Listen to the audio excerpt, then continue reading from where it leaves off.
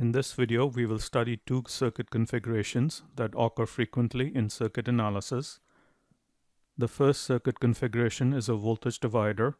It consists of two resistors, R1 and R2, that are connected in series.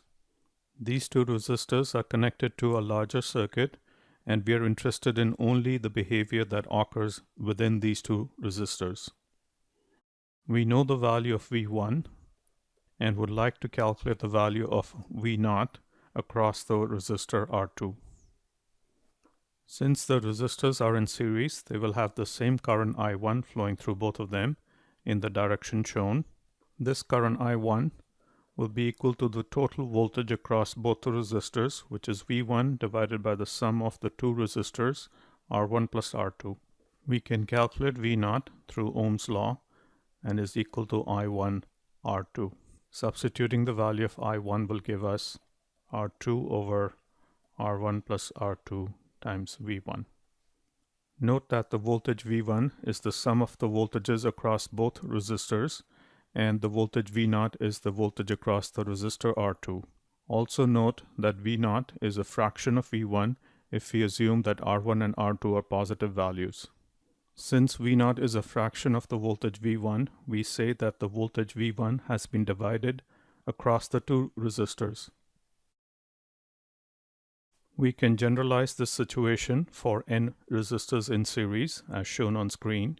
Each resistor has a voltage V1, V2, and so on across it, and the total voltage across all the resistors is equal to E. Also note that we have carefully chosen the voltage polarity such that E is equal to the sum of the individual voltage. In this case, the voltage Vi will be equal to the resistor Ri divided by the sum of all the resistors and multiplied by the value E. Once again, we see that the voltage E is divided across each of the n resistors and is given by the formula. We will use this formula frequently in circuit analysis. The second common circuit configuration that we will see is resistors connected in parallel, and this is called the current divider. The resistors R1 and R2 are in parallel.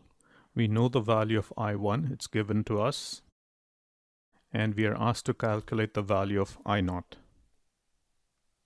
We know that the equivalent resistance Req of R1 in parallel with R2 will be given by the formula the product of R1 R2 divided by the sum of R1 and R2. Note the common way of showing two resistors in parallel. Once the equivalent resistance is known, we can write down V1 is equal to I1 times Req, which is equal to, and finally I0 is equal to V1 divided by R2 is equal to, and we can cancel out R2 from the denominator and numerator to be left with. Note that the current I0 is a fraction of the current I1, assuming that the resistor values are positive, and we have divided the current I1 into two resistor currents, one current I0 flowing through R2 and another current flowing through R1.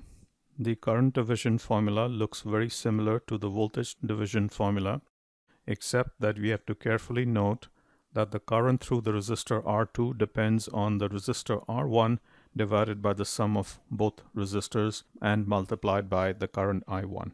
We can also write the current division formula in terms of conductances, such that I0 will be equal to G2 over G1 plus G2 times I1, where G1 is the reciprocal of R1 and G2 is the reciprocal of R2. We can generalize the current division formula when we have more than two conductances in parallel.